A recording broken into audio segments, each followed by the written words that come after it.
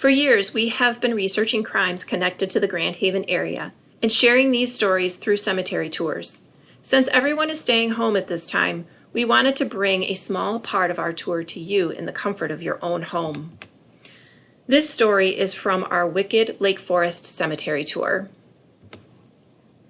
In May 1903, Henrietta Adams of Caseville, Michigan, hurt and full of confusion, filed a suit declaring a breach of promise for $50,000 against Robert Baker of Grand Haven. Today, that would be $1.5 million. The couple met in 1899 while attending Olivet College. She was a senior studying to become a teacher. It was a co-ed school with very strict rules. Everyone had to be in their dorms by 7 p.m., and there was absolutely no dancing whatsoever on campus or anywhere else.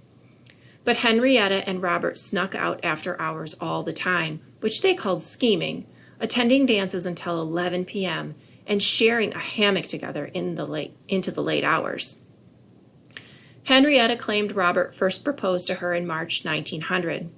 It appears they had a long-distance relationship, but she claimed he confirmed his intention to marry her in letters in January 1901, March 1902, and again later that same year in August. But just a few months later, Henrietta discovered he had married Elizabeth Boone in Grand Rapids on January 10, 1903. Robert was charged with attempting to corrupt her morals, and the Grand Rapids Press wrote the case promised to be one of the most sensational breach of promise cases ever tried in Kent County. Henrietta claimed Robert told her to basically forget her profession and prepare to become a wife in the station of a man of wealth. She also had letters from him to prove their relationship, over 300. The letters were read one by one in court. Each letter showed Robert showering affection on Henrietta, writing, "I'm so lonesome for you," and telling her to be good, which pretty much meant, please ignore all other men. According to Robert's initial defense, it was her letters that made him change his mind about her, although he said he never had proposed marriage.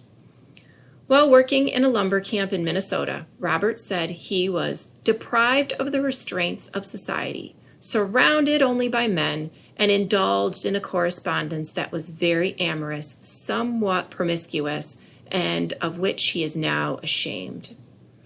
After returning from the lumber camp, he visited her in Caseville, and while there, it was confirmed in his opinion that she lacked the maiden qualities of modesty and self-respect.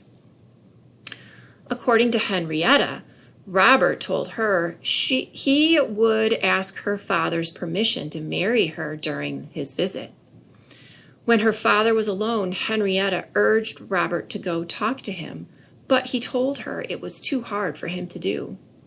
Robert wanted her to write more indiscreet letters, calling her cold and unresponsive in his letters. So, wanting to make him happy, she steamed up her letter-writing game. Naturally, those were the only letters the defense read. When Robert's letters were read, women and children were asked to leave the courtroom, so they might not be contaminated by the filth for the greater part of which he was responsible. On October 30, 1903, the jury ruled in favor of Henrietta and $30,000 in damages. Today, that would be $850,000. The jury decided that Robert did indeed lead her future astray, and in the hopes of seducing her, promised her marriage. When the verdict was read, the courtroom cheered in favor of Henrietta. The judgment was the heaviest ever given in a Michigan breach of promise case.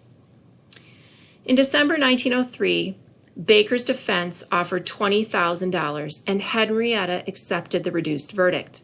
But the following year, in March of 1904, she still had no payment, and Henrietta's lawyers were back going after Baker, alleging that on October 30, Baker deeded his property to his stepfather and also executed 2 mortgages, one to his stepfather and one to his mother, most likely trying to hide his assets and money. The case dragged on, and in the end, Henrietta came out with $6,000. Today, that's about $171,000. Robert Baker died in Farmington, New Mexico on April 8, 1915, at the age of 36. He is buried in the Baker Howlett Mausoleum in Lake Forest Cemetery. Well, I hope you enjoyed our story.